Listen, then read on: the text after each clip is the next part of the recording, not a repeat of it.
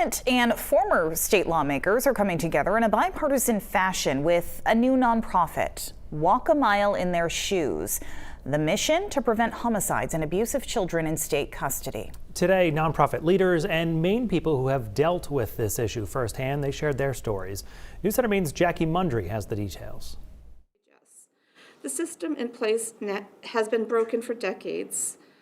Victoria Vos is the paternal grandmother of Maddox Williams, who was killed by his mother in June 2021. He was beautiful. He was a 3-year-old, he had blue eyes, he was a towhead, he was just so sweet. He was well behaved and very funny. Vos says she can't help her grandson now, but she wants to prevent another family with a child in state custody from going through something similar. If something was done with Logan Marr and Marissa Kennedy and Kendall Chick, Maddox maybe would be alive today. Those children all killed by their caretakers, designated through Maine's child welfare system.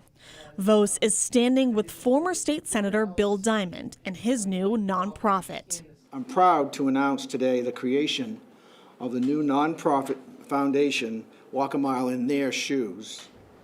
Diamond says he wants to work with the Department of Health and Human Services and the Office of Child and Family Services to keep kids in Maine safe. This comes after Maine recorded a record number of child deaths at 25, many of them homicides, in 2021. And the Child Welfare Ombudsman released just last week saying there are serious and persistent issues within the department. I really hope that the Office of Child and Family Services, under the jurisdiction of the Maine Department of Health and Human Services, will be willing to work with this group.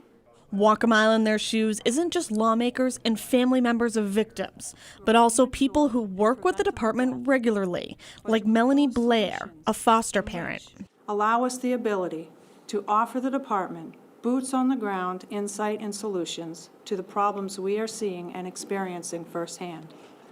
However, the feedback that many of us do share fall on deaf ears, have unintended consequences, and ultimately go nowhere.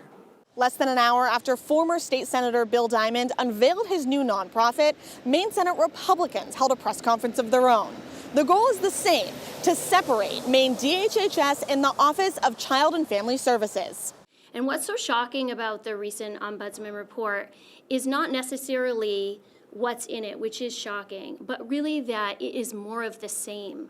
Maine Senate Republicans are planning to introduce a number of child welfare bills this session. Some of the goals of these bills include to improve current programs to support healthy families, to force DHHS and the Office of Child and Family Services to be more transparent with the legislature, and to separate DHHS and OCFS, a bill proposed by Senator Diamond last session that passed by a 2/3 majority in the Senate and failed in the House.